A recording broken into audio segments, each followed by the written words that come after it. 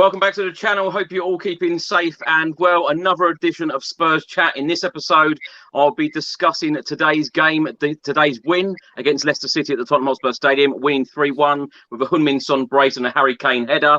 I've got three very special guests on, but before I introduce them, if you're watching this on YouTube, please do hit that subscribe button and also hit that like button. If you're listening to this on an audio platform, do hit that follow button and leave a review if you can.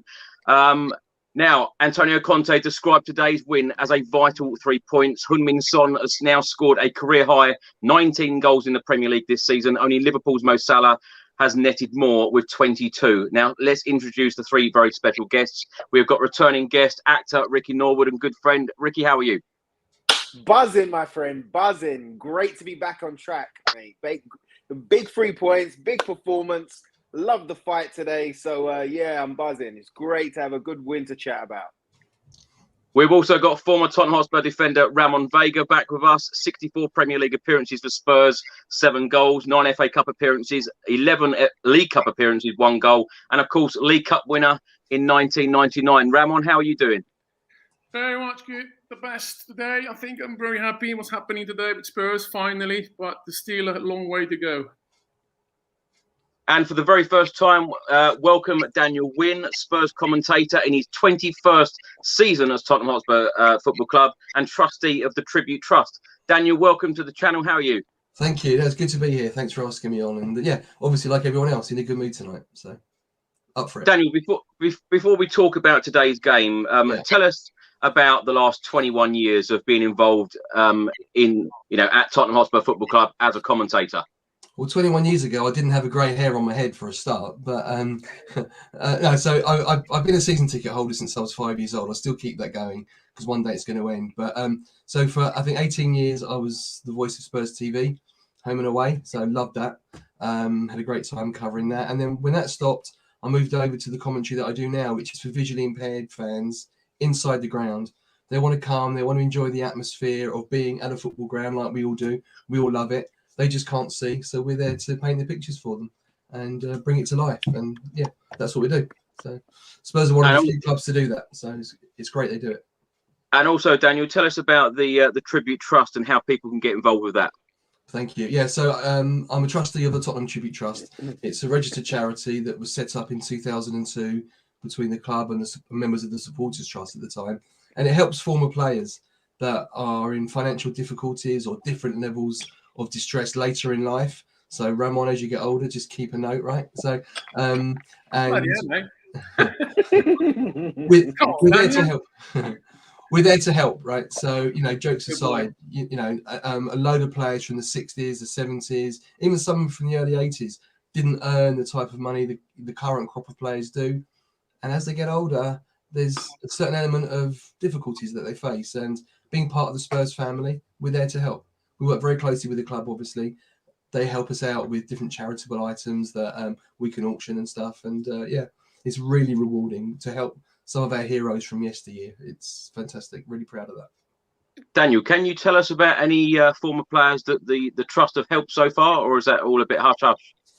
Some like to keep their pride and remain sort of anonymous. We have helped people like Alan Mullery. He's gone public with that. We've helped people like Les Allen. He was one of the first beneficiaries. So yeah, a number from that generation. So yeah. Fantastic. Well, let's talk about today's game. Tottenham Hotspur 3. Ricky, let's come to you. What did you think of the game? Oh, bro. You know what? It was a great response today. It was great to see them fight today. It looked like they was hunting in packs. It looked like they was very determined to get those 3 points. Yes, Leicester had a changed side, a weakened side. But, we've still got to do the job that's in front of us. And, they were very organised. They were very compact. They had a game plan. But I'm just so happy that we executed our game plan. And the goals today were fantastic. I can't believe we scored from a corner. Right. Come on. I mean, it's about bloody well time. Tell me about it. It looks like history, I'm the only one who's actually scoring goals at corners, This is it. So, the goals were fantastic. The performances were really, really good. We could have got a couple more. The only shame, I think, today is that we conceded right at the end there. It would have been nice to keep that clean sheet just so that we could, top up our goal difference for this top 4 race. But yeah, bro, really enjoyed it today. Really enjoyed it. Ramon, what did you think of today's game? Because, of course, going into this game, the last couple of results haven't been very good for Spurs. It's taken us 212 minutes to have a shot on target. What did you make of it? Well, I think it was a performance to be happy. Let's call it like that. As you say, we didn't come back from very bad performance in the last few games. Brighton, then we got Burnley. We got games we were supposed to win. As a Spurs team. When you win Man City twice in a season, you should beat Burnley and Brighton. Especially in the phase where we are now in the last phase of the season, where it's very important for the top 4.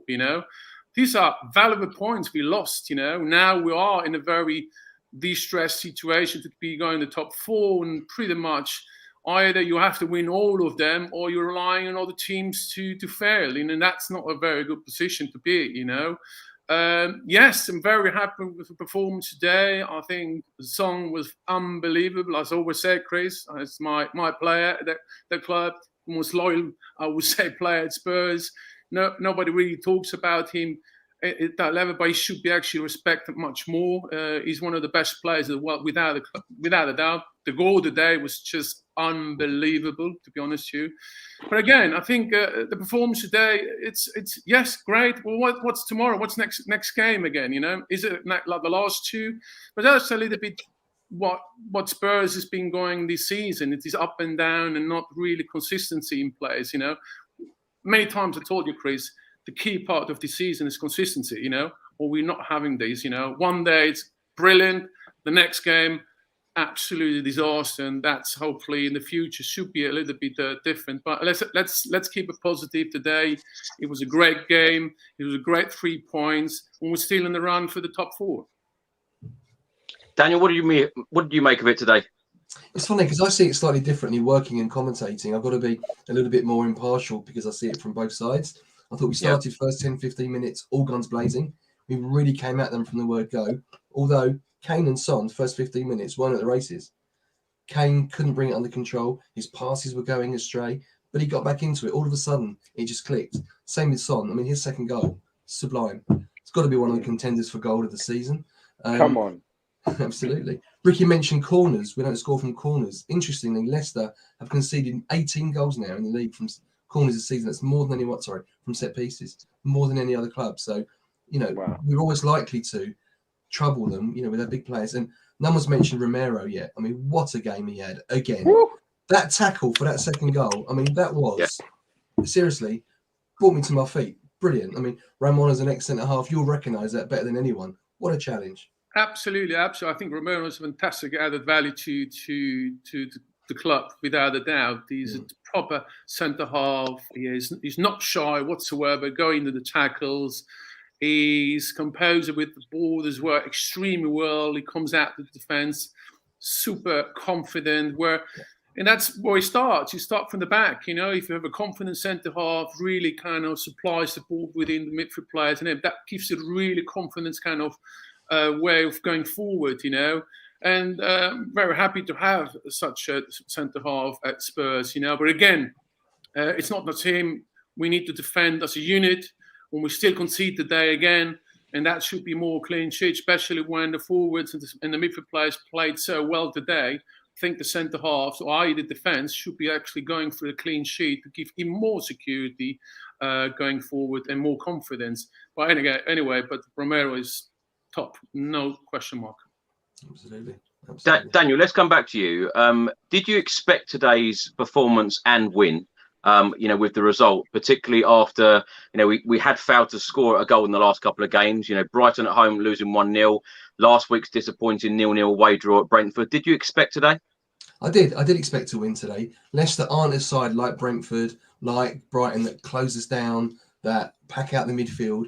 Teams that come at us and attack us, we will do well against them. We did a double over Man City. No one else is going to do that this season. They're an attacking side. Interesting prospect next weekend as well. Liverpool like to play that game as well. without name dropping, I had a conversation with Peter Drury last week, and he's convinced we're going to beat them. He's absolutely convinced. Because their style of play suits ours. So if we can take the game to them, you never know. Ricky, let's come to you. Now, Antonio Conte made one change today. Kulusevski was on the bench. Lucas Moura came in. So the full starting 11, Hugo Lloris in goal, the back three of Dyer, Romero and Davis. Wing backs, Sessegnon, Emerson, Royale. In midfield, Bentancur and Højbjerg, and the forward three of Moura, Son and Kane. Were you surprised by that change today? I was actually, when I saw it, I was. I would have thought that if he was going to make that type of change, that he would have maybe put Kulu to right wing back and then brought and started Bergwijn, to tell you the truth. I thought, Bergie's needed more minutes under his belt, and especially where he's been in goal scoring form, and he troubled Leicester in the last game, so I would have thought that would have been the change today, especially with their kind of change side.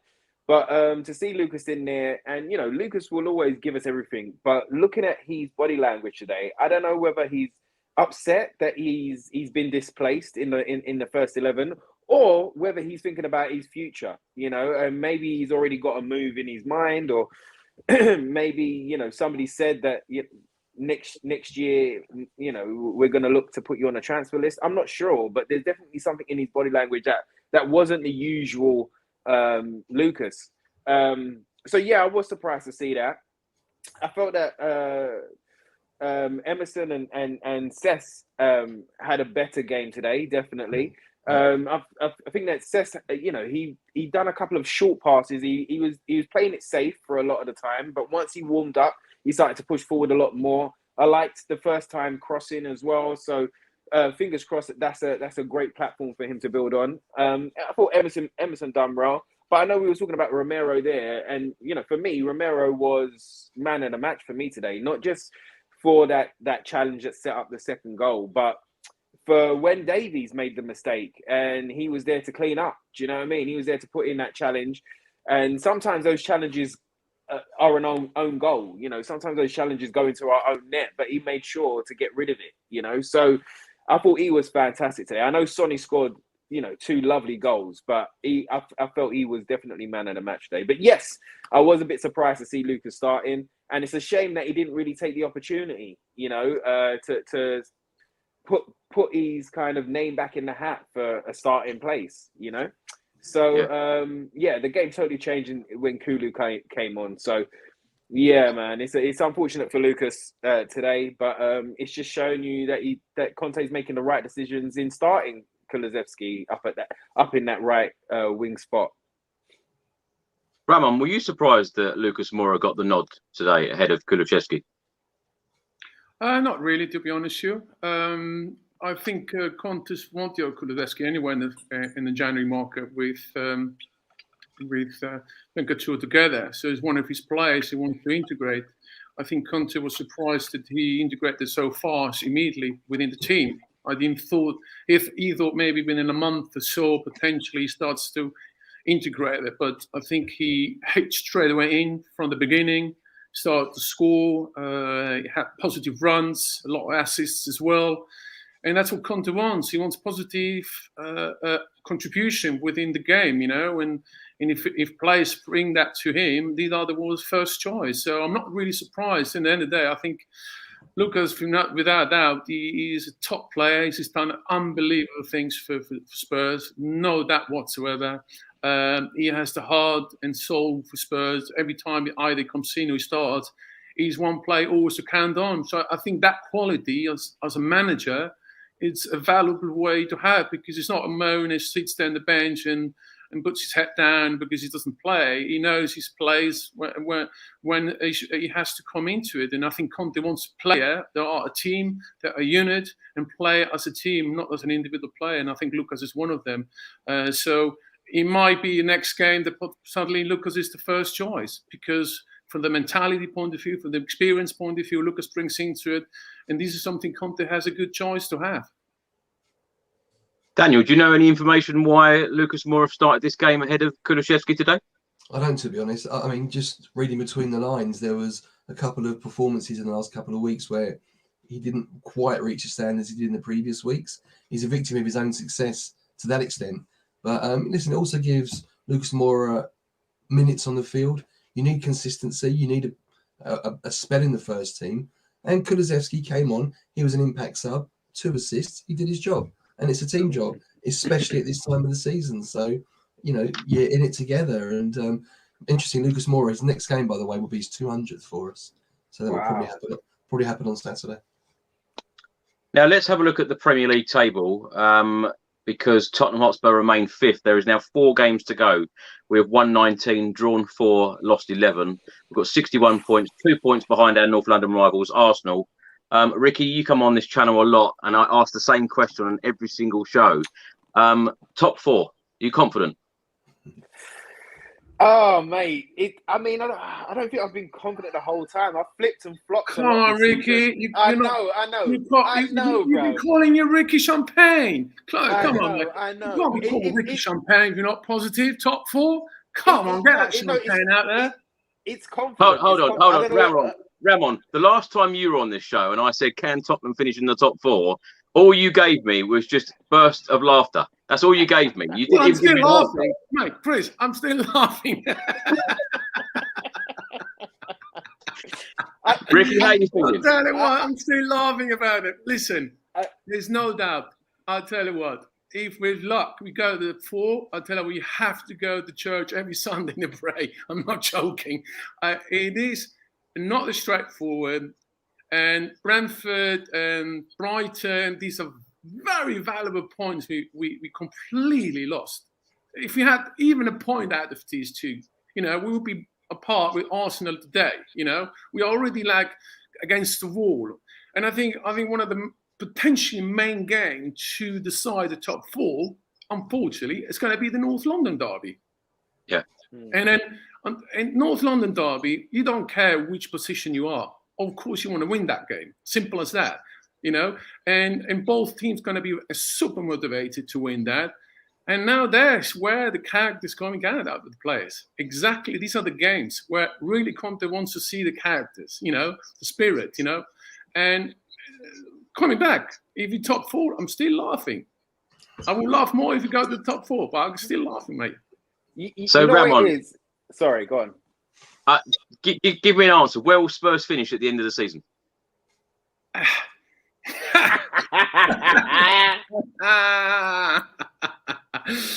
Listen, as a Spurs fan, top 4, absolutely. I wish. Realistically point of view, I think the way I saw the last few games and this season, I think they're going to miss it on the last game or against Arsenal, unfortunately.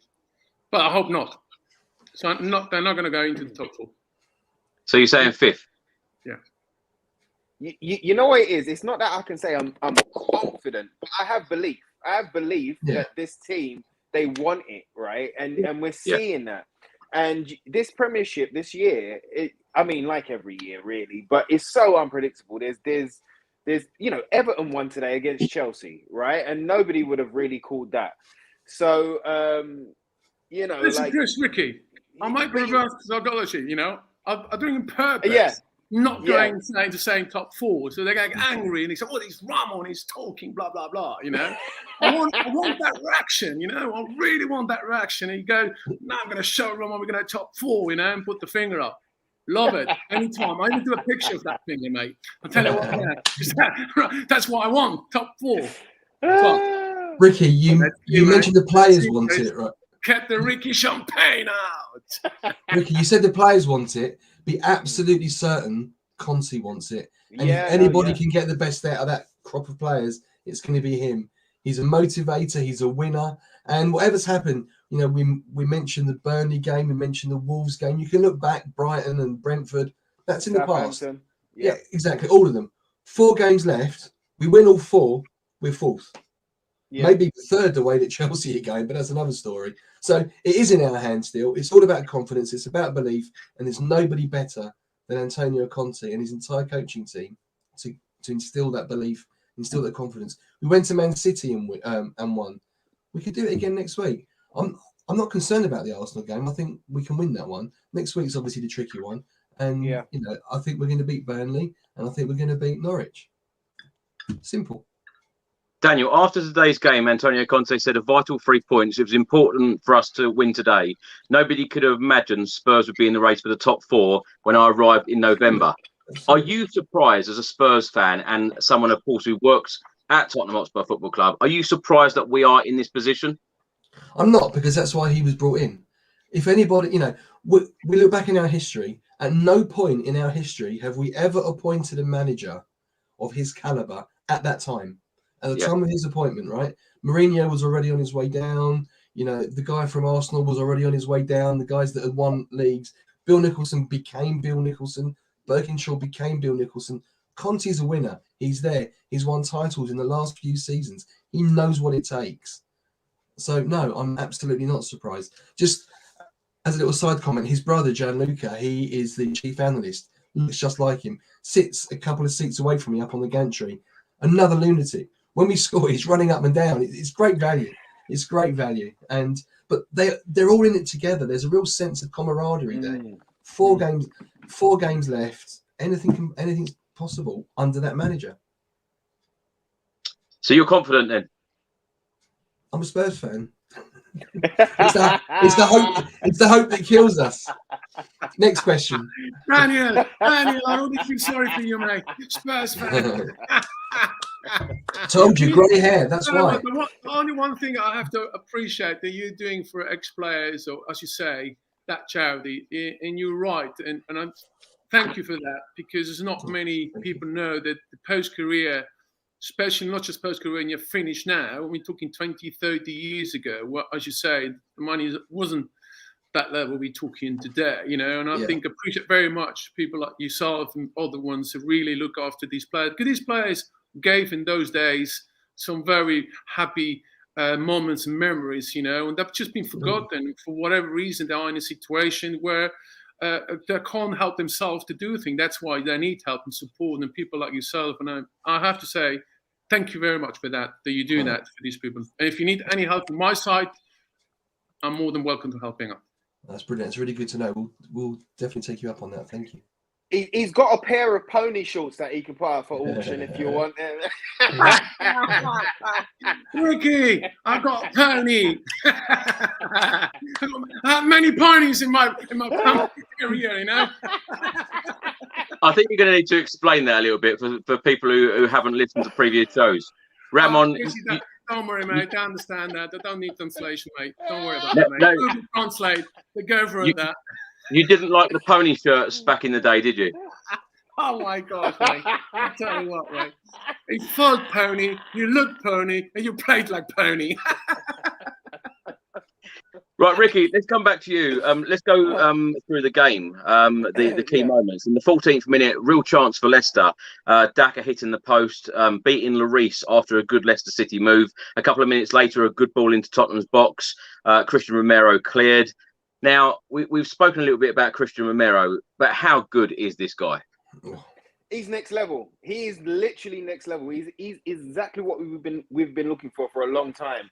Not only does he have class and composure, but he has that aggression as well. And you know, there was those games where he was getting silly yellow cards, and there was a point where he could have been. You know, if he got another one, he would have missed a couple of games, and the important ones as well. I mean, I know they're all important, but you know what I mean?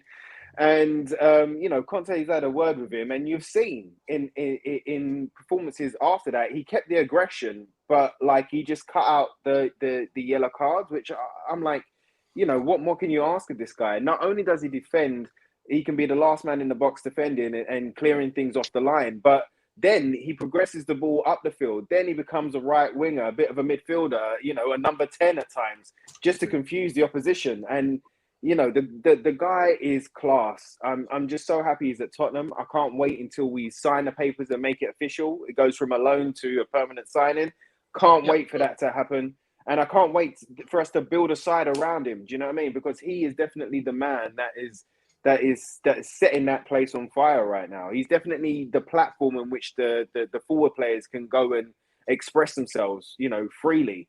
So, I mean, we've seen the with and without him. When he had that long injury, he was out for a month or two. You know, you could see, and we brought in Davinson Sanchez. Davinson Sanchez had a couple of good games, but with Romero in the side, we are a totally different unit at the back and as a team. Ramon, I want to come to you talking about the same subject, Christian Romero, because of course, you came to Spurs from a foreign club. How easy is it to adapt to the Premier League? Because he seems to have taken to the Premier League like a duck to water.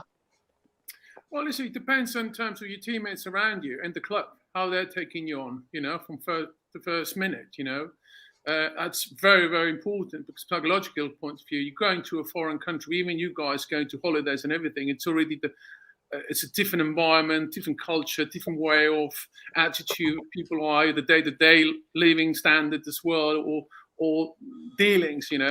It's important that the teammates or the club really integrates as quick as possible, make him feel welcome. That's the most important part. And if it looks like at this time he's been integrated extremely well. I think the teammates really integrated him well. He feels welcome, he feels loved. And I think that's very important for any player. Hence, obviously, this performance he's been now playing for Spurs. He's, as I say, it's definitely very valuable centre half. It's one been needed for the club for a long time, and it's one to start with on the rebuild as well, because around him, to build around him that kind of consistency defending point of view, that's the part we need to improve massively. Having him as the leader in there, it will be extremely good. So yeah, from coming from a foreign place, it's not easy to start with, not at all, and especially coming to England in the same time. If you don't speak that language, on top of that, makes it even more difficult, because you're already relying on somebody else translating what the team says, what the surrounding are talking to you, and adapt in terms of the living standards you've been living. And you've been living in Italy, where I came from Italy, and at the same time to Spurs as well. I was in Sardinia, beautiful island. Obviously, it's a holiday island in the same time, coming to London, and it was freezing cold, -3 degrees and snowy, so can you imagine, So, yeah, it's not easy. But again, it depends from player to player, their attitude, how they're being welcoming from the club and the players. And that's the key part to integrate into the club. Daniel, let's come to you. In the 22nd minute, of course, Tottenham Hotspur went 1-0 up. Heung-min Son corner, Harry Kane header. Now, going into this game, as I said earlier, 212 minutes without a shot on target. So at this point in the 22nd minute, 234 minutes of Premier League football without a shot on target. It's hard to think, isn't it, when we can produce a goal like that? Absolutely. And the backdrop to that is no club in Premier League history since Opta started their stats have gone 3 games without a shot on target. So, we're on the cusp of that. But it was that combination again, the Sonny corner, Kane in the right place at the right time, who, to be blunt, had a stinker prior to that. That was the first positive contribution that he made. Right place, right time, good header. You can't leave him unmarked like they did, 6 yards out. He's going to find the net. But, we did what we had to do, and that gave everybody a lift, lifted the pressure, released the pressure a little bit, and that made them play a bit. And from then on, Spurs never looked troubled. Daniel, what is it about Harry Kane scoring goals against Leicester? Because he just seems to score against them every single time, doesn't he? He does. I think that was his 19th in 16 or 17 games against them. Plus, he was there on loan as well. Everybody has a club like that, right? I mean, I'm still trying to find mine, but sometimes it just works, and it's just one of those anomalies when it comes to stats that a player will score against certain teams, and certain teams will beat other teams. Like we went all those years without beating Chelsea. We had better teams than them at some points. It's just one of those things. Ricky, let's come to you. In the 33rd minute, a dreadful back pass from Leicester to Schmeichel. Kane latches onto it. Schmeichel made a great save. A chance, really, that you would have expected him to bury. Yeah, of course. But again, he buried the one that we needed, which was the one before. Do you know what I mean? So it didn't. He didn't drop his head like he never does, Harry. He picked himself back up and he carried on. Do you know what I mean? And that's what I like about the team right now. When they're in full flow and when they're fighting and when they're together, it's a beautiful thing to watch. I love Tottenham when we're together like that, So, all right, yes, he could have, he should have scored. But how many times has Harry scored for us in the moments that we've needed him to, or provided a goal, provided an assist? or provided the difference that we need. So as long as he can, make up for it against Liverpool or against the Gooners, I'll be a happy guy. Ramon, in the 36th minute, long shot from Iheanacho. 38th minute, good skill from Perez to Daka, cleared. What did you make of Leicester in that first half?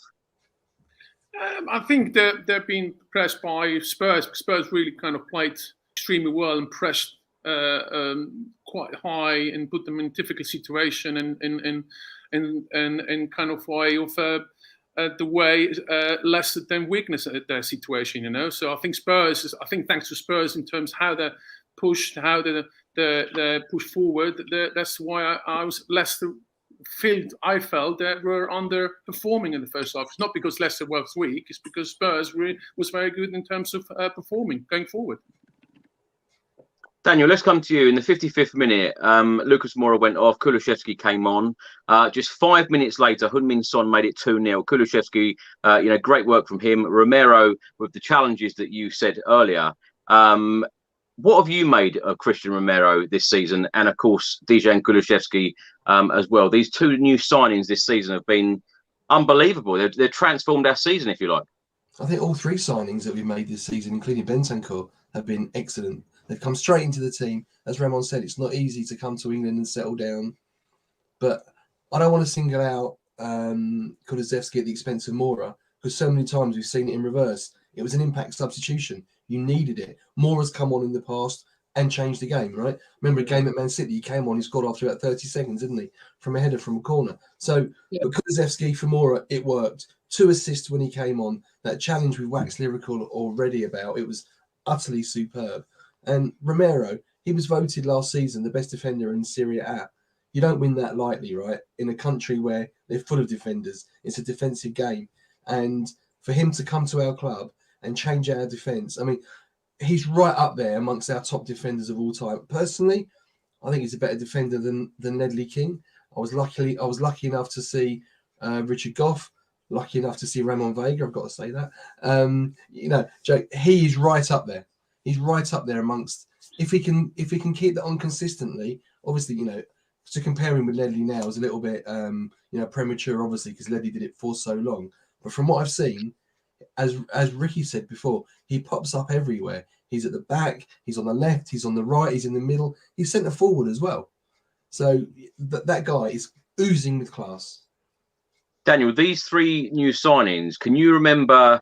In the last, say, 10 years or so, where signings have fitted in so well, so quickly? No, it's difficult. I mean, Ramon, again, he'll know this better than anybody. Back in the day, you would have maybe 1 or 2 new signings that will come in and fit in. In the past, we've had 5, 6s and 7s. It's difficult for that to happen. But for these 3 to come in, hit the ground running in a foreign country, one's from South America, right? He's Uruguayan. You've got obviously Romero as well from South America. You've got Kulusevski. He's young. He's away from home. He's taken to it like a duck to water. Was it 7 or 8 assists now? 3 goals in his first, 16, 17 games? That's phenomenal. Yeah. 2 assists in 30 minutes today? Yeah. Those are the sort of performances that can win you things. I want to see a full summer under Conte, pre-season, the whole build-up, and then a whole season from the word go. And he can really make his mark on our club. Well, in the 35 minutes that he played, Kulusevski was one of the players shortlisted for the man of the match. Bentancur, Son and Romero. Daniel, who would you give the man of the match award to? Romero. I mean, without even thinking about it. Ramon disagrees. Where is he? Argument. No, I agree. I go for my Son. Nobody talks about that striker, that player. He's, I think, without a doubt, top world-class striker. Very versatile in many ways. He makes runs, opens channels even for Harry Kane. That's why also Harry Kane profits in terms of makes goals. But he also makes goals, in the same time. There's no doubt nobody really talks about a player in the level of the highest, and I think it's about time he gets that respect. He's without a question mark top world-class striker. you know, and he's loyal. He's consistency in many ways. And from my point of view, he should be man of the match, because from the attitude he brings to the club, I think he brings also the attitude that you need to be a unit in the team, in the dressing room, and not, you know, make it like at the beginning of the season, separating the players because whatever self-interest you want to do. And I think there's no question mark. For me, he's the Spurs player, and he's one of the world-class players we have at Spurs. Lucky we have him. And from my point of view, he should be the man of the match. I've got to agree with Ramon, actually, because I think Heung-min Son, for me, would get man of the match purely for that goal that he scored, the third Tottenham Hotspur goal. Unbelievable. Absolutely sensational. I just already, when he whacked with that left foot, I said, goodness me, the confidence when the left foot is doing it, just the left, because, you know, you could right and left, but the left foot, that confidence to whack it over there in the top corner, I was like, wow, you know. And from that recent point of view, you know, I've been watching him for whole season, many seasons now. There's no question marks from consistency point of view. He's been always there, and he's a team player. And now he should be respected as one of the world-class players we have at this club now. No argument there.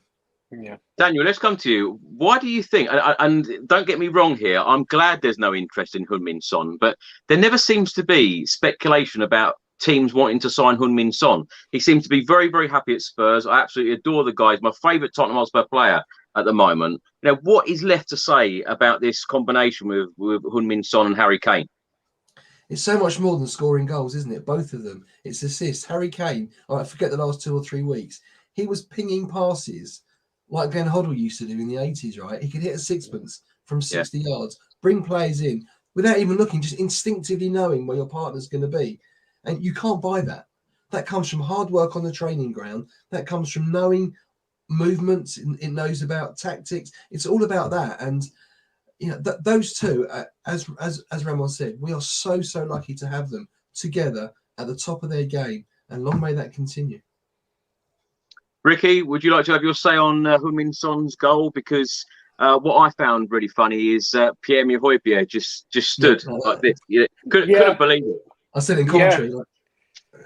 No, unbelievable. Sonny, like you, Chris, Sonny is like one of my favourites. Do you know what I mean? He's one of my favourite players. Not only does he work for the team, not only has he got skill, not only can he use both feet to shoot and pass, but he plays with a smile on his face, and you can see that he loves it at Tottenham. And I think, you know, when you see somebody loving it at Tottenham, that makes you love it. It makes you as a fan love them even more. Do you know what I mean? And love our team even more.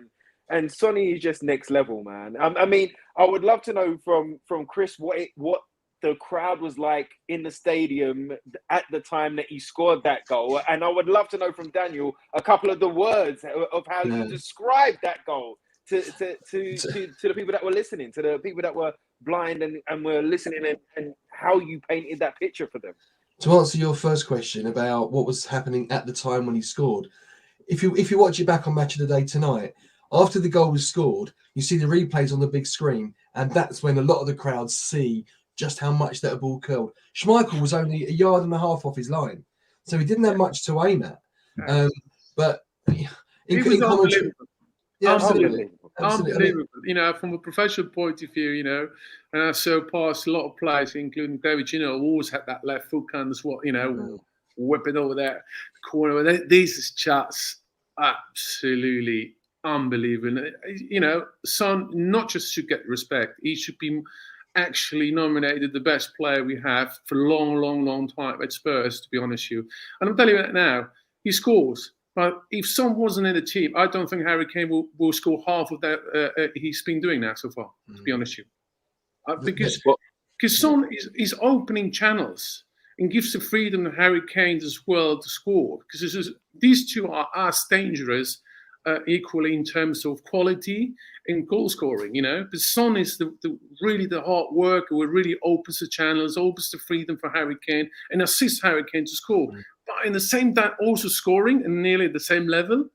I have not seen for a long time a player at that quality in that. And I'm telling you now, and there's nothing against England. If he was an English player, I'll tell you, it would be actually way much more raised in terms of acceptance or respected, because I don't think he's getting the respect he should get. I think he's really well loved at Tottenham. The crowd, every time his name is read out, is a huge cheer. It's definitely a partnership. As you said, they bring out the best in each other. He's so quick. Defenders hate having to defend someone who's running at them at speed like that. One touch and it's a red card, right? So, and the movement, just taking a defender away from Kane, as you said, to allow him to go in on goal. And it's like poetry in motion at times. And we keep saying it. We're just so lucky to have them both at the top of their game, both at the same time, both in a white shirt. Daniel, I want to stay with you. Heung-min Son after the game said the work that the players and coaching staff did this week was incredible. Great afternoon. Great to score 2 goals. Harry Kane said, big win that. Good to build some momentum for huge games coming next. Now, when you've got players like Heung-min Son and Harry Kane and, of course, a world-class manager in Antonio Conte, all of them want to win trophies. And, of course, Harry Kane, Heung-min Son have not won anything yet at Spurs. What are you expecting in the next 12 months? I'm expecting the players that are under contract and the manager that's under contract to stay and achieve what they say they want to achieve at our club. It's as simple as that. They owe it to us. People have said in the past, Kane hasn't turned up for big games, the semi-finals and the finals. Okay, so this is a time that he's got to show that he can do it for us, the club he loves. He's 22 goals behind Jimmy Greaves' all-time record. He's got to stay. He's got to beat that. And that's at the club that he loves. The club that's given him that chance, a club that he's grown up at. And, there's a bit of payback there that's due. He's 27, 28, I think, in the summer. And, this is the time for him to show he can achieve whatever he wants to achieve at Tottenham, under Conte, with Son and the rest of them, with, Romero at the back. And, you've got Kulusevski now and Bentancur. They are building a side that we can all be proud of. And together, if they all pull together, they can achieve what they want. Money's not an object. Okay, so he's getting paid whatever he's getting paid. He may get another 50 grand a week somewhere else. So what? At the end of the day, he can earn fortunes here, financially set up for life. All of them are. Stay and achieve it at Tottenham. We're a family club to an extent, so let's do it. Ricky, let's come to you. Now, if Tottenham finished in a Europa League spot rather than a Champions League spot, do you think that would have much difference and much bearing on Antonio Conte in the future? Personally, no. I know we all know he's a serial winner. We've said it many a time, and we all know what type of performances and what he wants to go for, what he wants to achieve at any club that he's at. So we know that. And if we was to slip into the Europa League, I think that he would take it on. Of course, we all want to be in the Champions League. We all want to be with the big boys. We all want to hear that music at the Tottenham Stadium, and kind of get behind the team and have a really good summer. We all want that. But I don't think it's going to change what Conte's thinking or feeling, to tell you the truth. I think they're still going to go out there in the summer and, get players of the same quality as Bentancur and Kulusevski and Romero. And I think he's going to go on an assault for the league. Now, I know that might sound really unlikely. And we know that Man City are playing crazy football. We know that Liverpool are playing crazy football. We know that Haaland is linked with Man City. We know that it's going to be an even harder job next year. But I don't think Conte is kind of scared about that challenge. I think he's already said that the Premier League is one of the, if not the best league in the world. It's the most competitive league in the world. It's where all the best managers are. It's where all the best players are. So for him to put his CV, his way, his philosophy, and build a team, that may be seen by others as underdogs, or underachievers, and to turn them into a kind of a side that not only challenges but can win. I think that's a great kind of incentive for him to stay and to work with us to achieve those dreams. He's seen the crowd. He's seen how much we love him. He's seen how much we have faith in him. It's about getting some of that back in the summer, and it's about him showing us what he's really about after a proper preseason and a lot more tools, i.e. players that are Conte players that he can then utilize. I think it's really exciting times for us. But these next 4 games are going to be vital.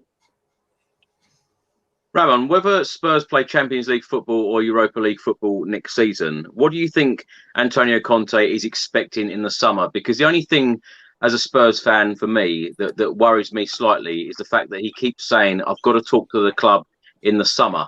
Is this about how far he's going to be backed in order to what players will be coming in?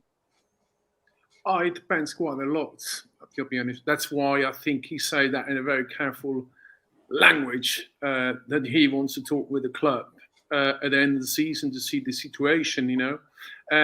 I think in January, after the transfer market, in one stage, I think he was already on the way out by the summer, because I think he was not happy with what happens within the January market, where it's a very difficult market anyway in the first place, just to get quality players. We're lucky enough to have 3 of them coming in and really straight away had an impact. Could go the other way, by the way, you know.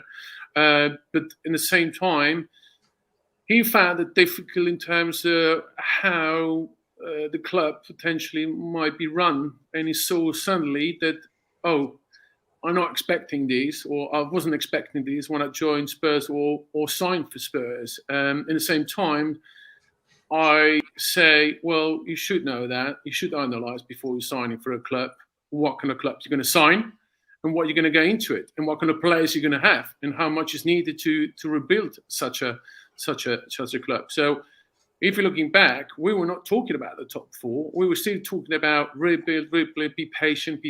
But everybody was saying in the club, be patient, we need to rebuild. Yes, we have to. There's no question mark. They're about 5 seasons behind in terms of rebuild, you know.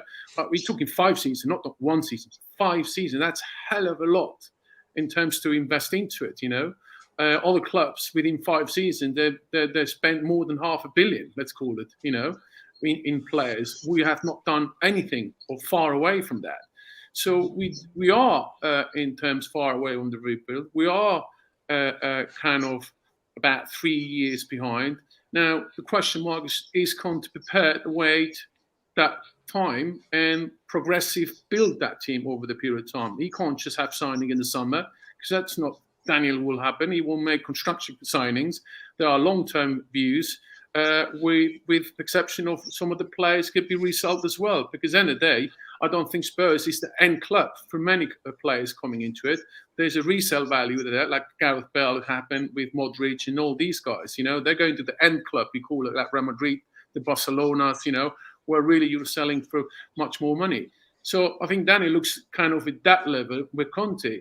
So is Conte prepared to do something like that? That's the major question mark. Now, I think he leaves the option wide open that in case he doesn't get what he wants, he will leave. Can I jump in on that, Chris? Go on, Rick, go on. Do you know what, though? I think we all have to remember that he's been playing a very clever game with not only Levy, but the board and the press. So he let us into a bit of what he was doing. I think it was after the Burnley game where he spoke about strategy. And I think he's playing poker with the club. So by choosing his language very carefully in the last press conference before this game, about his future and stuff like that, he did mention fake news. He did mention rumours.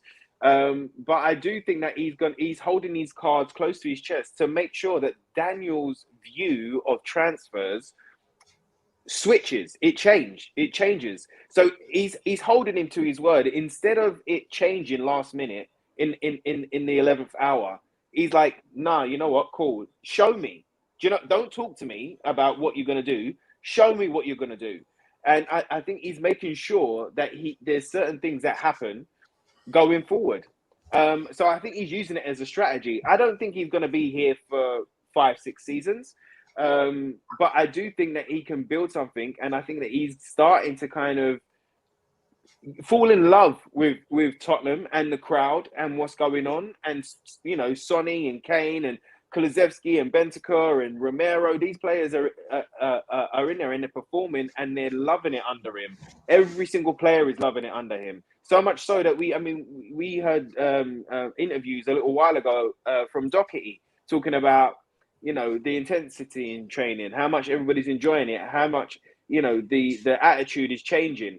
Even after the last game that we lost, not Brentford, maybe it was the Brighton game. I can't remember. Yeah, it was the Brighton game that Conte started talking about how the players are going home angry. Do you know what I mean? About the defeat.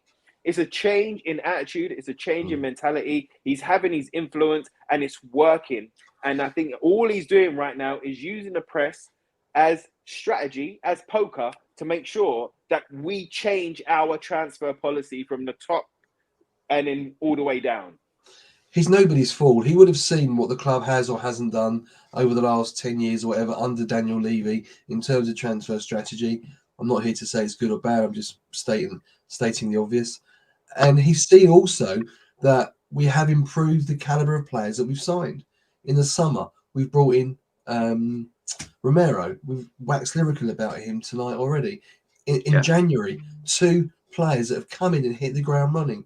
You know, we've got a director of football that knows the Italian game, that knows Conte. That's why we were able to bring in Bentancur and Kulichevsky. And, you know, I don't believe for 1 minute that he's going to be going anywhere in the summer. And I think every manager talks to the chairman in the summer. That's just what they do, about what the plans are for next year, not what his plans are. He's under contract. He was quick to sign it. I think he's going to see it through. And there's an option, I believe, to extend at the end of the 18 months as well. Daniel, Antonio Conte has said a couple of times, even recently, if Spurs finish in the top 4, it would be a massive achievement and it would be like winning the Champions League. Of course, it would be a huge achievement. We all know, we're all sitting here knowing what a world-class manager that we've got. Now, when we look at success and look at the lack of trophies over the last 20 years or so, do you think that Antonio Conte will get what he wants in the summer and beyond and be successful at Tottenham?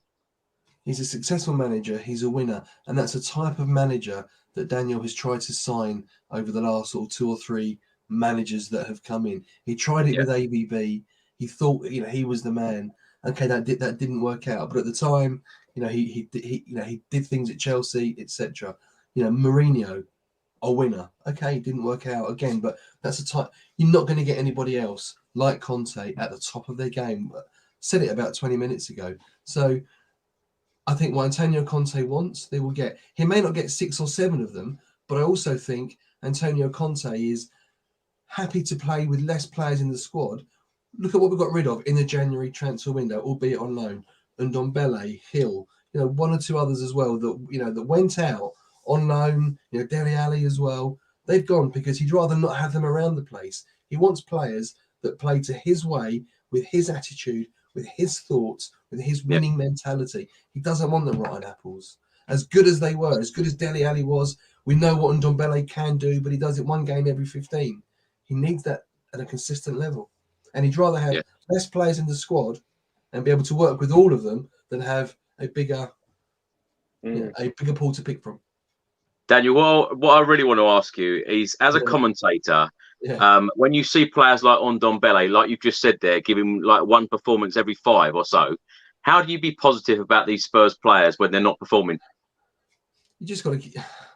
Okay, so on Spurs TV, compared to what I do now, it's a club publication that goes to about 70 countries around the world. It's a 3-hour show every week, as well as the highlights on Twitter and social media. And you just got to give the positives. You can't be too critical, and you have to say what we know he can do, what we've seen him do. For the visually impaired that I do now, that's different. You just call it as you see it, because that's what you're there to do. I was asked a question earlier on, what did I do when Son got that second goal? It's the things that everyone can hear, whether you can see or not, that this crowd are going mad over a fantastic goal. But it was the Højbjerg hand on his head. That's the small things that paints the picture that not everybody saw, but we saw it, so we could tell the blind fans that that's what happened. And it's those small things, like again the different colours of the players' boots. We take that for granted, but it's those details. How many players are wearing gloves? I hate that. Don't get me started on that. But, it's the things that we can see that they can't see. So, it's all about describing. It's all about bringing the game to life. And if you have to be critical, I was critical about Kane in the first 15 minutes. His touch was heavy. That doesn't mean he's an awful player. He was having a bad start to the game. Then all of a sudden, it just clicked in. You just got to be honest about it. Ricky, let's come to you. Let's talk about the push for the top four, because, of course, we all hope that Spurs do get over that line and get Champions League football for next season. Liverpool away up next. Then it's the North London derby. Then we've got Burnley at home and Norwich away. Arsenal, who, of course, as I said earlier, are 2 points behind, 2 points above us in the Premier League. They've got Leeds at home next weekend. Then, of course, the North London derby. Then they've got Newcastle away, Everton at home. When you look at those fixtures, who have the easier fixtures, would you say? Oh, do you know what?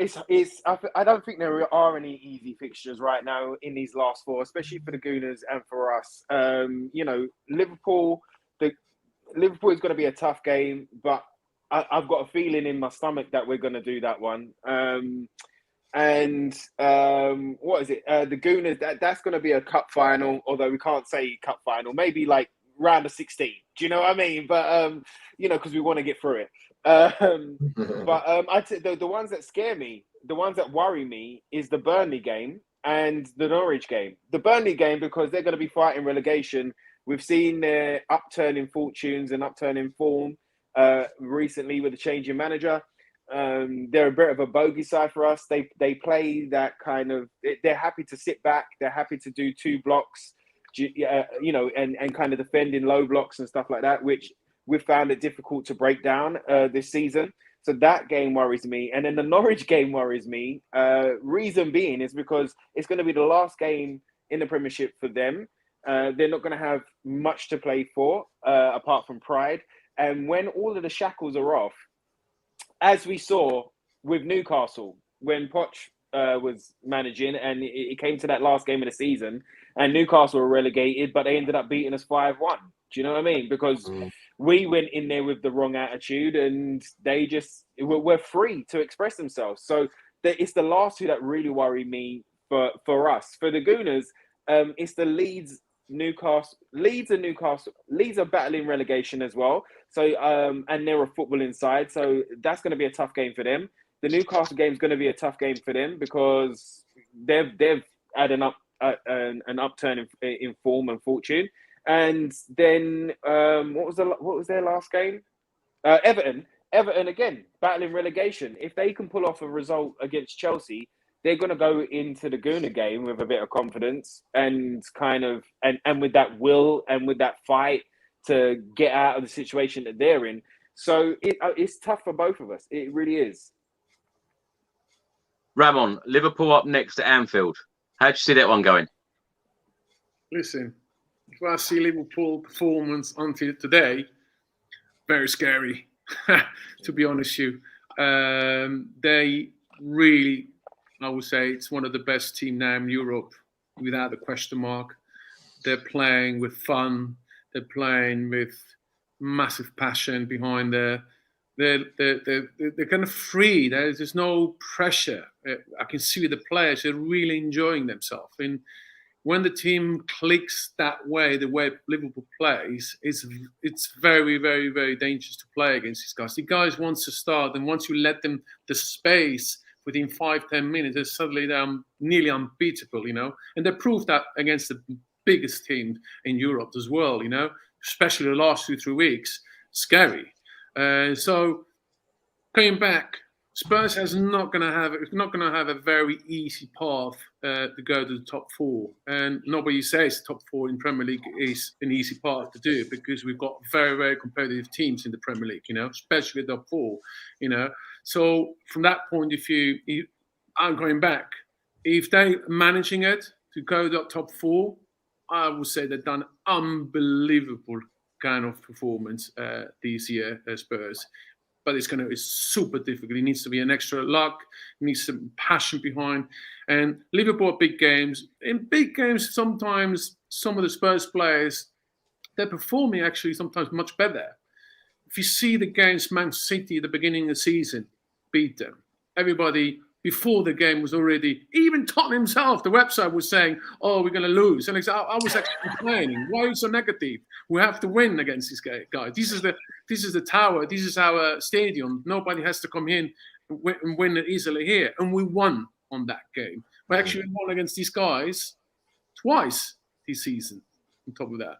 So if Conte will prepare against Liverpool, these are the games he needs to tell the players, guys, these are top teams. We beat them twice. We can do it. We can do it also that against Liverpool. And go in without worrying about the top four or what's going to happen. You go in as a player to win the game, the 90 minutes, battle, fight for it, be a unit. And that's what Conte's, I think, is very good. He actually prepares them now psychologically over the period of the months very quickly to be a winning formula, to be a unit. Because at the season, beginning of the season, Spurs team was all over the place. They were not a unit, nothing at all. I didn't see a team on the pitch. Now with Conte, you start to see the fighting, the tacklers coming in. All of that is because Conte's passion is coming across, because he's working on a daily basis with them. He talks with them with passion. And that part is very beneficial from the players' point of view to improve their game. In big players like Son and, of course, Kane, it's been giving a much more freedom to play their game with passion. And that's what we need now in the next 4 games. That's what I want to see from these players. They go in, whatever happens, they go at least with heart and passion and winning or losing this game, but at least the passion and emotions are within the game. Ramon, historically, we haven't done that well at Anfield. What was your what were your games like at Anfield when you played for Tottenham? Well, I scored against them in the same time, but you know, so I have to mention that it's not many times. So, but yeah, it's Liverpool. The Anfield the atmosphere is unbelievable.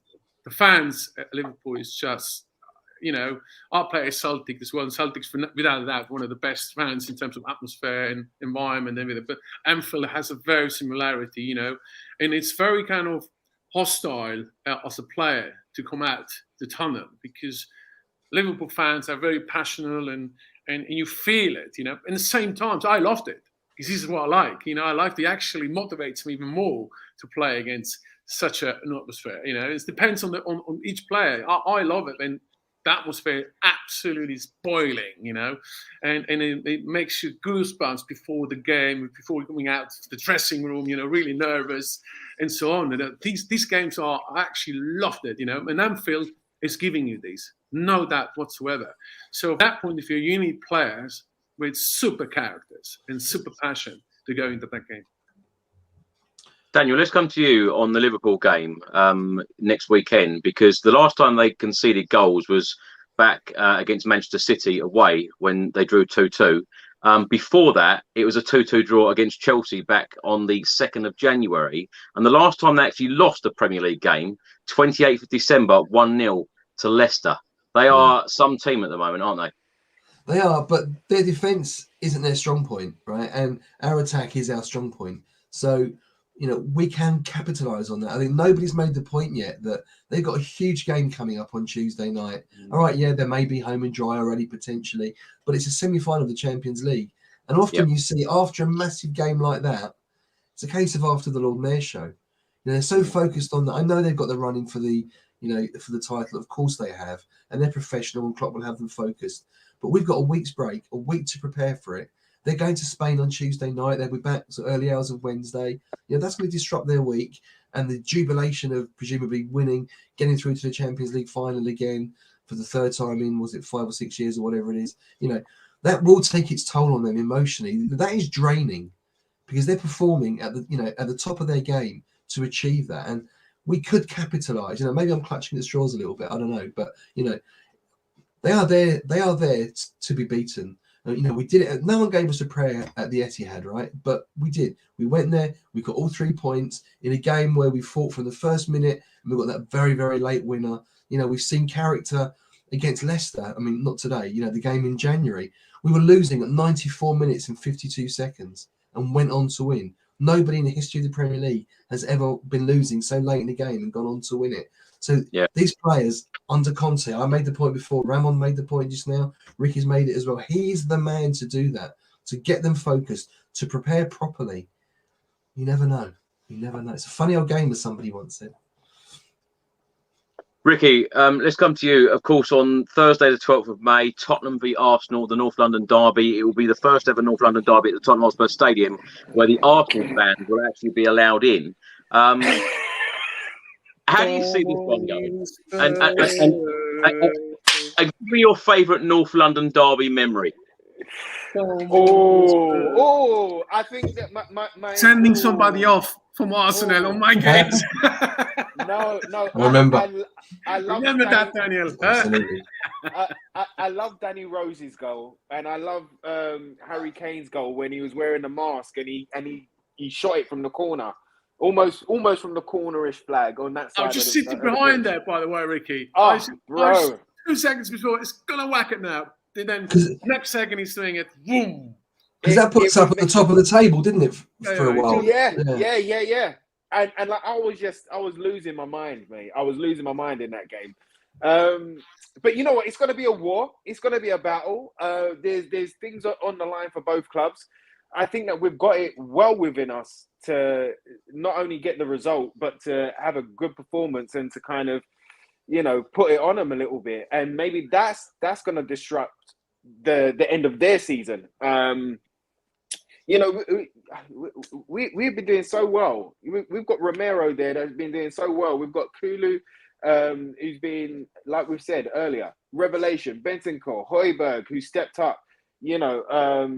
Davies, Dyer. Dyer.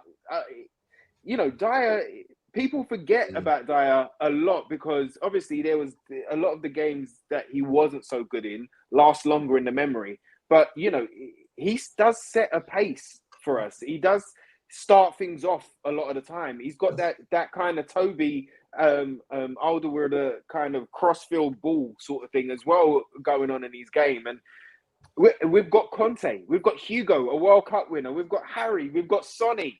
Do you know what I mean? Like we've got a side that are there for bigger things, that are there to kind of achieve the big things in this game. And it's going to be a moment for all of those boys to shine. It's lay it all out on the field. Don't let anything, and no regrets. Do you know what I mean? Don't leave anything in the dressing room. You got to leave it out there on that field. And I can't wait for it. I think it's going to be a stormer. I think it's going to be a battle. I think after them pulling out because of their one COVID case over Christmas, and they ran real far away from us. I think it's going to be a great return. It's going to be a great return. That's the motivator, isn't it, for our players? They know they bottled it once already. I mean, from a personal perspective, I'm going on a holiday on Tuesday, and I was meant to be coming back Friday of next week, the day after the Arsenal game, but I've changed my flight. I'm coming back on the Wednesday. Yes, Daniel. My wife flew out on Friday, and I stayed for this weekend, obviously for the game today. I'm doing the under-23s tomorrow at the stadium, so I'm flying out on Tuesday. So, in fact, she's tuning into this. She's watching in Israel. Hi. Hello, Mrs. Nguyen. And Ramon mentioned going to church to pray for the results. I'm going to the Western Wall. I'll be putting a little note in to make sure that the results go our way. So every little helps, right? Yeah, put the little thing in there, Exactly, the little bit of Come paper. on. I tell you, the things we all do to support Tottenham Hotspur Football Club. Absolutely. I tell you, Ramon, what was it like? What was it like playing in North London derbies? Listen, mate. This is very difficult to describe. You have to, and I was very lucky to play many of them. And his passion, nervousness before the game, 1 week beforehand, you already feel it. That you're in London, you go out, you see the Arsenal supporter, the Spurs supporter, really themselves already geared up to that game on Saturday. They're really kind of talking it up, and then you really start to motivate there, and pretty much Spurs fans also scare you off in the way you not lose that game. This is one of the major games not to lose on the season, So guess we need to win something end of the season, Maybe you have to lose that. Maybe you're going to win the League Cup, But from terms of point of the importance for the North London, it's massive. I remember at the time, the first one, I had with Tony Adams at the time, Ian Wright, and all these guys at the time. So I still remember the crazy Ian Wright screaming down the dressing room, calling us I don't want to say that in the show. Do you know what I mean? All the kind of names. I was in the dressing room putting my socks up, and then all silence was in our dressing room. And then you hear this Ian Wright outside screaming absolutely like a loony, calling us all kind of names. And they say, oh my God, this is the guy I have to mark now for the next 90 minutes? Oh my God. And he was a nightmare. He was talking, and calling me God knows Swiss, God knows what, and the mothers are coming involved, and the sisters is coming involved. I'm telling you what, guys, if I was not ignoring these, I think any other person somehow would punch the guy, because but he's a terrific guy, wonderful guy in the same time. You know, he was crazy mad as it is, but a wonderful man as well. And I was proud to mark him, you know. And Tony Adams, obviously, at the back, and Patrick Vieira and Emmanuel Petit. We took in the Arsenal in those days, you know. That was big games, and goosebumps and nervousness was very, very, very high. I think a day before I couldn't really sleep properly because it was the expectation was so high. For that game, it was just enormous, and I enjoyed it. I was very lucky to enjoy that. It's interesting to hear that as a player, you felt that, and you weren't able to sleep the night before. Oh, you can't, Danny. It's just unbelievable. You can't do that. It's just like, I think, if I look at the fans' point of view, I think some of the fans can't sleep either, because Definitely. when you're a fan of a club, you're obviously loyal to start with, because that's where you're following a club, you know, and you all the heart and everything goes to support that club. So you as a player, you start to feel that support, you start to feel that passion. And as a player, you also start to feel the responsibility and the pressure you get, because the expectations are very high for every Spurs fan that you win against Arsenal. It's our neighbours. We need to beat them. Simple as that, you know. And that makes you kind of very, very nervous, but a lovely nervousness, not a very stressful one, a very nice way. You know, you're really excited about it. You want to show them, you know, that you actually wear the shirt for these guys, you fight them on behalf of them. They can't do nothing. They understand. They just can scream or whatever, moan, whatever it is. But we represent them on the pitch. And that's what today I think some of the players need to really think about it. You're representing the fan on the pitch. And you are lucky to be on the pitch on behalf. Some of the fans want to be a player, but they can't do it, either because they haven't got the talent to start with, or they're not capable to be on the pitch, but they are loyal and supporters of us. And we need to understand that as a player. And the quicker you understand as a player, the more you start to be very passionate on the pitch. Whatever happens, if you lose, but you do not lose the passion for the shirt. Brilliant. I mean, Chris, you know as well as I do, and you know, Ricky, there's been some great wins against him down the years. The 5-0 in '83, Mark Falco, one of the best goals that was never televised. We've got the club footage that's online, but you know, obviously Gaza and all that in '91, and you know, but every win against them is a great one, and let's hope there's another one coming up in a couple of weeks. I tell you who I can't wait to see in that game, Romero. My God. Absolutely. Well, I tell you what, he was definitely very good, because as a Latin American winner, I've watched and see a lot about the Americans. The passion there is very high. Don't forget that over there is sometimes even 100,000 people watching, you know, and it's absolutely ultra passionate and emotional. And it comes from Italy, and having Conte in the dressing room and having that passion and nervousness and excitement. You know, if you have people like Romero, it's like a kind of virus. It goes through the dressing room. That's excitement. That's the passion you need to go into it. And I think it's important we have players like that. The more players we have there, the more chance you have to win on the pitch, the battle. Absolutely. And Arsenal haven't got a recognised centre forward at the moment. Lacazette can't hit a barn door at the moment. They've been playing Enquiries, who missed 2 sitters today as well, right? So, you know, that's an area of weakness for them, and I think they're not going to trouble us at the back. I think, guys, I'm going to put a bet in here, Chrissy, Ricky. My player, Son, will do a hat-trick against Arsenal, mate. Wow. Hat-trick. Finish them off.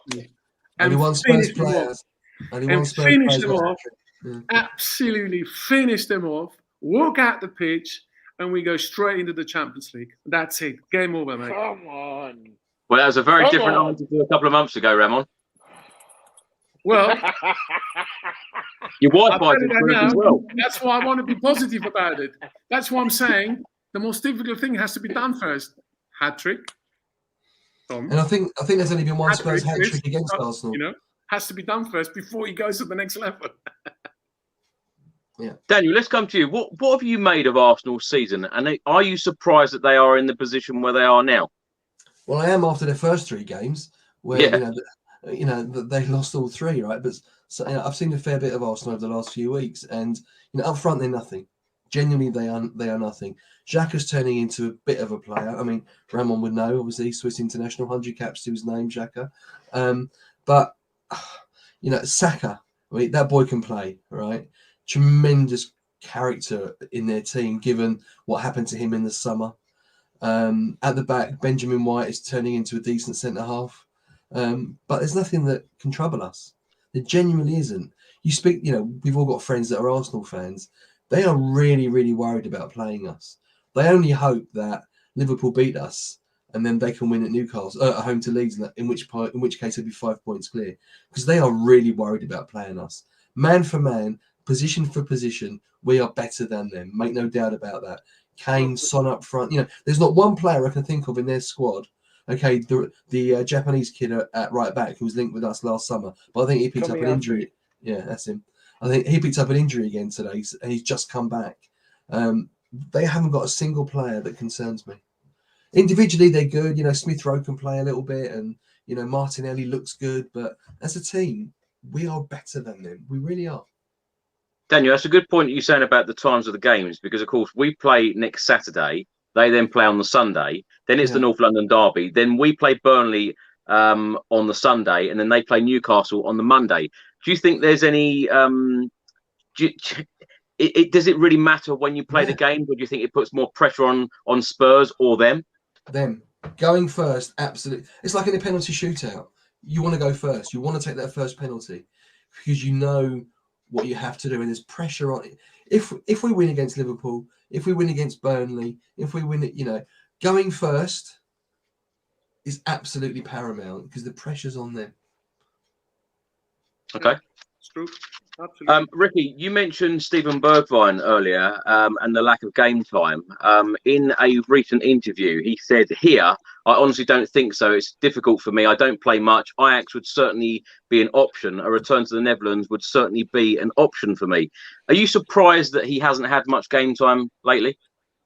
I am, to tell you the truth, Chris. I thought, you know, especially after that Leicester game, I thought, you know, there was a revitalized spirit within him.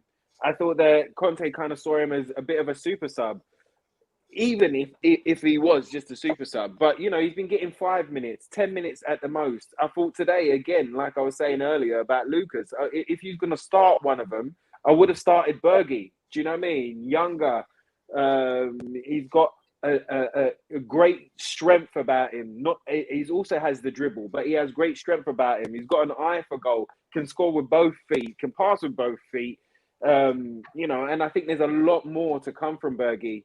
But again, if he's not showing it in training, or if Conte doesn't feel that he can bring him on or trust him, then I've got to go with Conte right now. If he sees that Bergie's head's been turned and he's already looking at playing for Ajax and going back to the Netherlands, then he's not really a player that you can rely on, is he? So it's swings and roundabouts. But of course, I would have loved him to have more time on the pitch, even if that's, like I say, more time as a super sub. But when we have opportunities to start somebody else, and I think Daniel had a great point earlier about Kulu in the last 2 games. You know, he wasn't up to standard. So or the standards that he set for himself. So if he's not, okay, cool. Let's put him on the bench and let's put somebody else in and give them an opportunity. I thought that person, that the number one person would have been Bergwijn. But of course, like Ramon said earlier, Lucas and his mentality and his contribution and his love for the club, you know, and his passion for the club, Conte sees, and he must trust Lucas a bit more. But yeah, I think it's a shame. I think give it 2-3 seasons, boys. I think he'll probably be like he'll probably go for 50 mil. Do you know what I mean? And be a bit of a world beater. I think there's so much in that boy. But it's just a shame that he hasn't been able to find a spot. Not that I would swap him for Sonny or Kulu. Exactly. That's the point. Or Kane. So you can't take him out. So it's just a weird time for him. But I would have hoped, a bit like Sonny, when Son came into the team, when we first signed Son, the first year or two, he was a bit of a super sub, and he was finding it difficult to kind of bed in, and then he just went on another level. I was hoping that the same was going to happen with Bergie, but I think it's been too long, and I think his head and his heart are elsewhere now.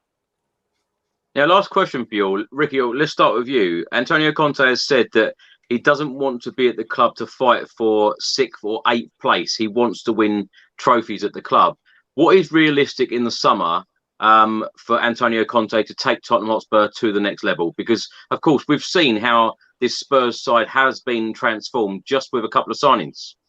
Absolutely. And that's the level of signings that we need. We need Conte and Paratici to sit together, to work it out, to find out what they need and where they need and the level that they need. I think the biggest thing about Bentancur and Kulu is their mentality, where they've come from. Juventus, they're a winning side. Do you know what I mean? They winning is embedded in all of them. As soon as a new player is signed, they are schooled on how Juventus don't lose. How many titles did they win back to back before Inter won it? I think it was like 9 back to back titles. Yeah. So they're a totally different side. They're a winner within the essence of the word winner. So those players that came from there, they already had that in their heads and in their hearts. So when Conte's saying, listen, this is what we need, they're like, well, yeah, well, of course, that's standard. And so that's what we need. We need, when we're recruiting, it's not about 80 or 100 million pound players.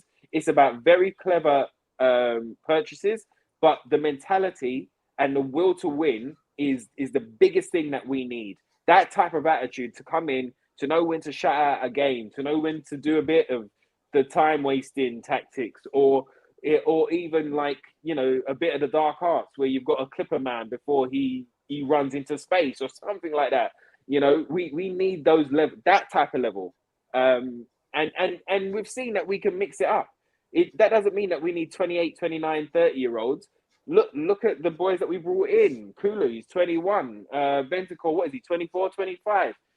They've got experience. They've got the winning mentality. They've got, skill and technique in abundance.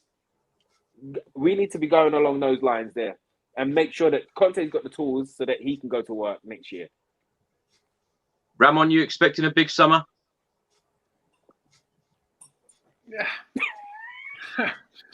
My dear friend Chris, where do I start with these? Especially how you said that Son will score a hat-trick in the North London derby. We'll be playing Champions League football next season. So if we are playing Champions League football next season, surely we need to have some more improvements in this squad. Well, at least we've got 25 million quid if we go to the Champions League, some money comes into it where we can improve, but I don't think so much you can buy for 25 million quid today, unfortunately. Nevertheless, I think there's no question mark. I think if his Champions League comes in place, just for this year in terms of how many games we're going to have to play next season, nevertheless, don't forget we've got the World Cup coming up as well at meet/season, we call it in this case. It's going to be a very strange season because the World Cup going to be in November, December. So it's a lot of games will come up if you go to the Champions League. There's no question about you need a strong squad with that in terms of point of view of injuries coming into it, and you will have, because we've got a lot of international players in the squad. Most of them either go to play to the World Cup, we're going to go away for a good month, either injuries coming up, etc. So you do really need to have a second replacement in place. So the question mark is how many of them is going to be replaced in the summer, or can be replaced as a second choice, we call it, not because one is leaving, as a second choice, because that's what you need. Because if you have a Harry Kane or even Song, God forbid, these guys having long injury, 3 to 6 months, it will be a big mess for the club, because to replace these two guys would be very, very difficult. So you need to have really consistency in also recruitment side point of view. Knowing Daniel, we're not having 5 seasons, no transfers to be done now. Suddenly he's against the wall a little bit because you've got Conte who's moaning in the media. He wants more players and etc. in a different way, because I know how the Italian managers are. They're moaning in the media just to get out more players in the transfer period. Is he going to go involved with this? He has to. He has to, because if you're lucky enough to go into the Champions League and you potentially even go through the group stage, it's a lot of money the club also will receive. Obviously, 25 million quid just to qualify, go to the next stage, me talking close to 50, 60 million quid. On top, of course, all the other revenue streams that are coming in for the Premier League. That's a lot of money. So he could actually really spend in the summer something if he goes to Champions League. And I think he's looking into that, because he has the capacity to spend that, because he knows that this season money will come into it with the Champions League, and he can actually put 4, I would say, up to 5 players. I don't think more than 5 players will be joining in the summer. And that's already, by the way. Remember, we've got 5 subs in the Premier League next year as well. So yeah, we have to bolster the squad for that as well. There's a combination between a very difficult situation in terms of how the season is going to play, because you've got the World Cup coming up. Yeah, got the national team players winning the squad. You need to think the worst case scenario, injury. So you need to make sure that you have at least a good young replacement, or at least the same level who can replace it. That's difficult part for it. From Daniel's point of view, if you qualify for Champions League, absolutely a must. And a minimum of 4 to 5 players has to join the club, because otherwise we'll be in trouble within the mid-season, if any injury is coming in place. A couple of minutes ago, Ricky was saying that a player like Steven Bergwijn, obvious quality, hit the ground running, got his goal against City on his debut, etc., wants more minutes, may not be satisfied with the amount of game time he's getting, wants to go. And yet we're talking 2 minutes later about bringing players in to sit on the bench to cover for Son and Kane and 1 or 2 others. Who'd be a football manager or a chairman, eh? It's a difficult one. It's a very difficult, Daniel. It's a very difficult, but in the same time, there are players that are happy to even join, because they know they're going to play potentially Champions League or potentially going to a winning team as such. Maybe they're not ready yet to be first team, but they're definitely going to get games during the season, of course, you know. It's like in football, everything can change. Suddenly, even you have games and you're performing week in, week out after 3 games, you're suddenly in because the manager can't let you out because you're really performing well, you know. So it's a very difficult one, but at the same time, you need that. You need that squad, because otherwise you absolutely will have a struggle. And we had that already this season with Conte, when we had some injuries, we had some... you know, he really struggled to put a good quality team on the pitch at that time, even with young players we had. And next season, in the build-up to the World Cup, it's going to be even worse. You've got 16 Premier League match weeks before they go in the middle of November. They come back on Boxing Day. You've got the European games. You've got the League Cup. That's a lot. It's going to be 2 games a week. Well, it's going to be a midweek every single week, and no international breaks. I know for a fact from international playing for Switzerland as well, on the year when you're playing any big tournament, that as a player, you have in your mind this big tournament, you don't want to be injured. So in terms from psychological point of view, when you go into the games, you don't want to be injured.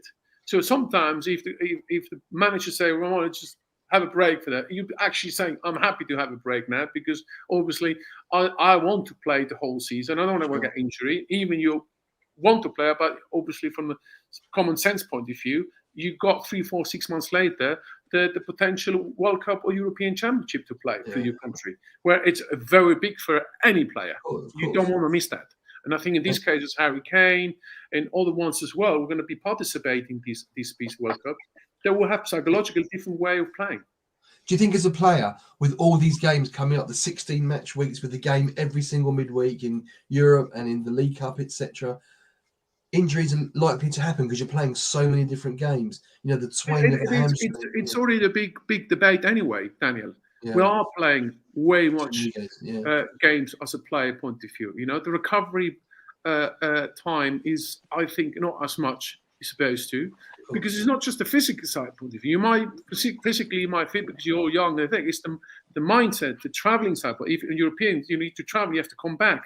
Even us, we're not potentially playing, just traveling to the game, coming back, exhausting us. You're feeling kind of exhausted when you come back, just when traveling. Can you imagine the player will 90 minutes physically played as well? From mindset, psychological point, that you lose or you win, it does hit you as well an extra. You know, you're thinking about, oh, what kind of mistake you've done on that last night. You can't sleep that night, and so the recovery, it takes 2 to 3 days. But you suddenly 2 days later you need to be on the pitch again and complete your mindset come back. So it's a very, very, very, very difficult one, and I think some of the calendar within the players has to be discussed in going forward in the future, because I think at this point now we're already having too much.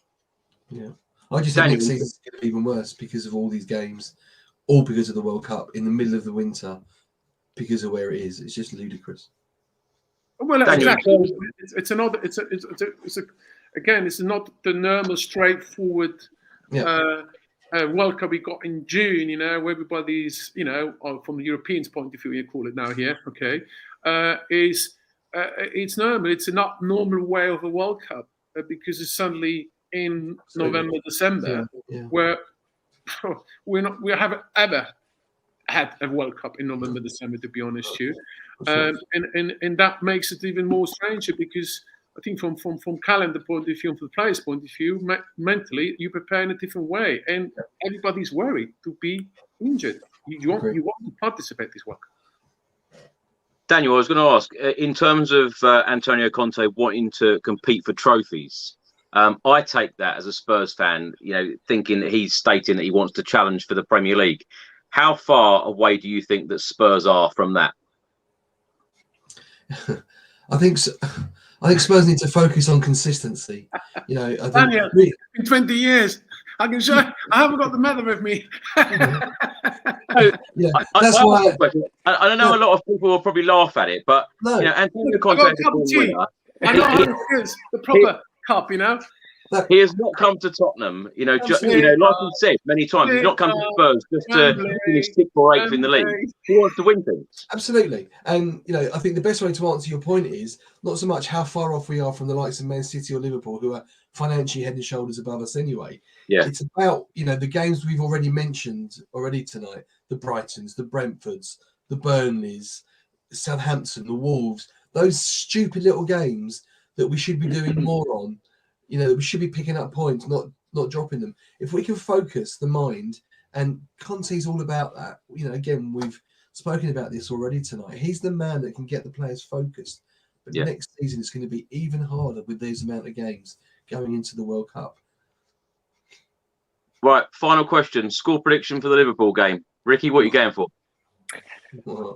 I'm going 2-1 Spurs, Chris. You know, I will never bet against my team. I'm going 2-1 Spurs. Sonny 1, Kane 1.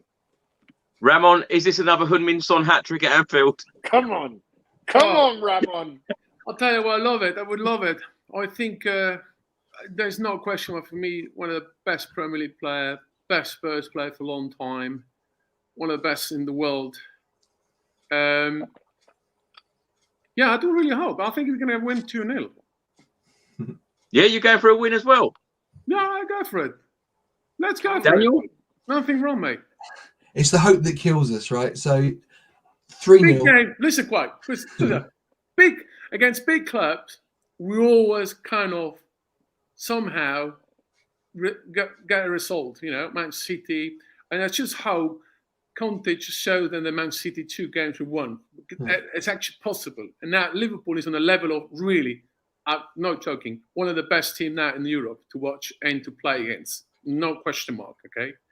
But this is the club where Spurs sometimes really, on the day, comes up with the goods. And and there's no question mark, Son and Harry Kane are as equal as Mo Salah and all these guys. Absolutely equal, if not better, to be honest with you. Okay? So I think Jurgen Klopp knows that from that point of view. The only thing now, I just hope the mind of the players, when they're coming up on Anfield, they have the same attitude. They're actually superior to Liverpool. If they have that, they have a winning chance.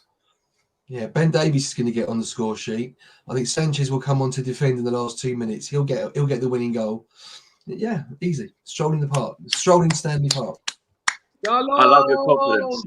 Yeah, man. Come on. What about you, Chris? What are you saying? What's your prediction? Liverpool.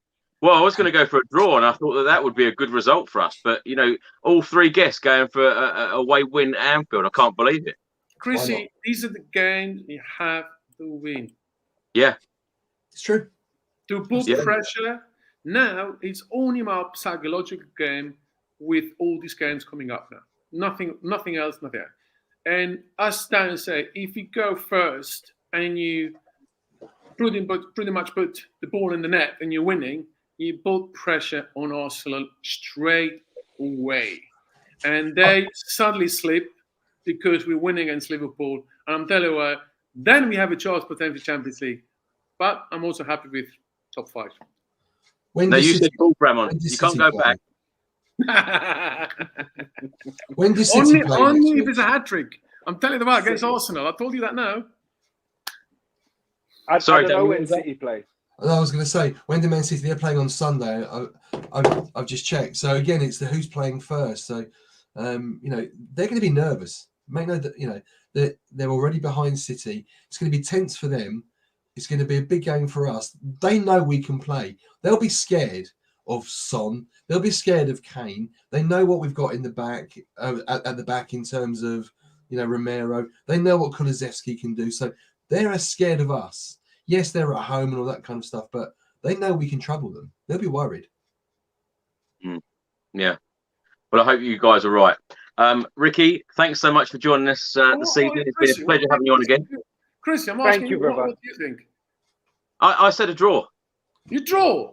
And I think a draw would be a good result. Yeah, the amount of times I've gone to Anfield and the amount of times I've come back disappointed. And as you know, I travel all over the world to watch Spurs play, home and away, every match. And yes, we've been disappointed, so often. I'm just hoping that Antonio Conte just gets us over that line and plays Champions League football, because earlier this season, playing Europa Conference League football, is nowhere near the level of where we want to be. And I'm just really hoping, as Ricky said earlier, and I say this on most videos now, I want to hear that Champions League music again.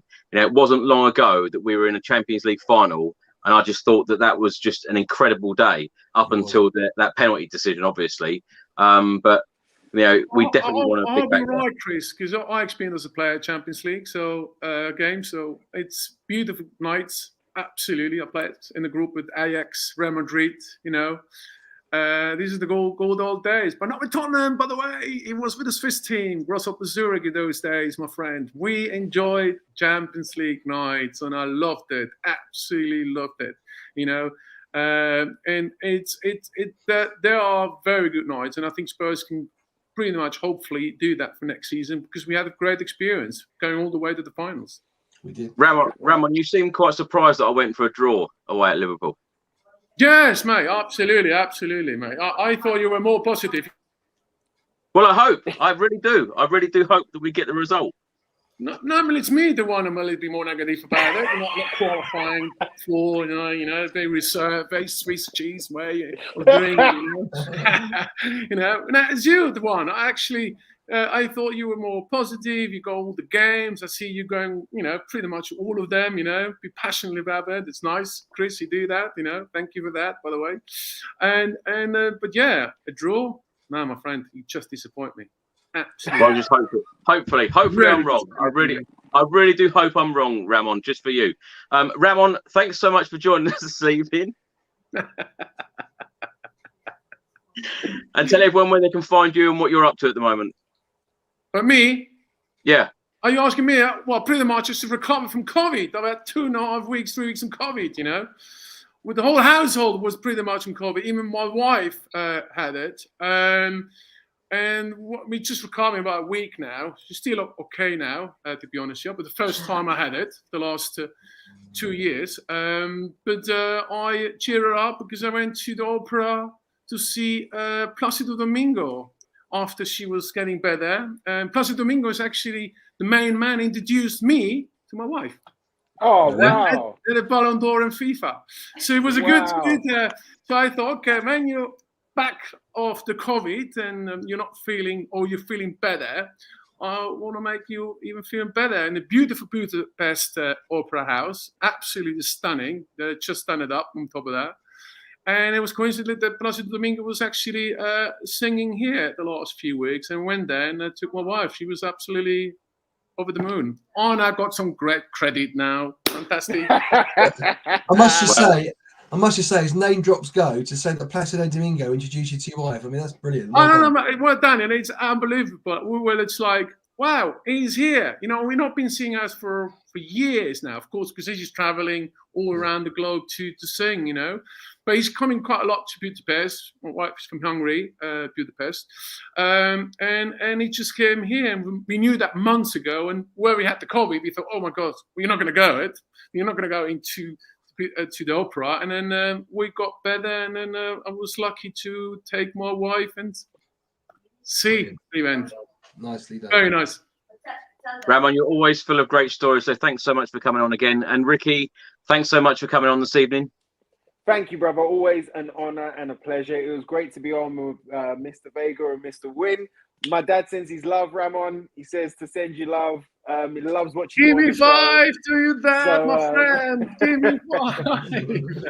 and it's been a great show. But Ramon, you've got to get Elon Musk to buy the club at some point. I saw that. Listen.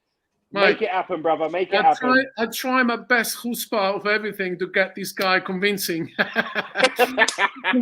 buy. You know, if you can pay 44 billion for Twitter, goodness me, couple of 3 billion or something like that, it's nothing for him. You know, frankly saying, you know. But come on, Ramon. It sounds so good. Tottenham Hotspur at the Tesla Stadium. Oh, I mean, mate. come on. I'll tell you what, we will arrive with all the electrical cars, the car parts, you know, all eco-friendly, all of that happening there, you know. So, yeah, listen, don't worry, I'm working on it, mate. No, but listen, it's been great to be on again, Chris. You know, thanks for having me on. Love it as always. And don't forget, I know you're going to go round to Daniel, but don't forget to let the people know about who you're running for, when you're running, so that everybody that's watching tonight can support you. All right. Thank you, Rick.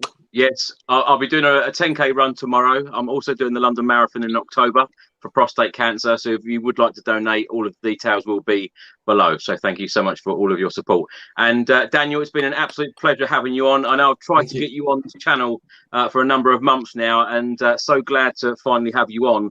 Tell everyone where they can find you on social media and what you're up to.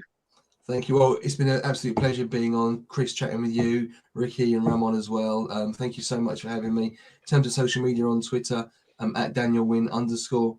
I'm always happy to chat. And in terms of 10K in marathons, I'm not doing a 10K tomorrow. and I'm not doing a marathon either later on in the year, but I'm happy to help and support you. So, but listen, thank you to everybody for watching, and thank you for having me. Look forward to coming back again if I'm asked.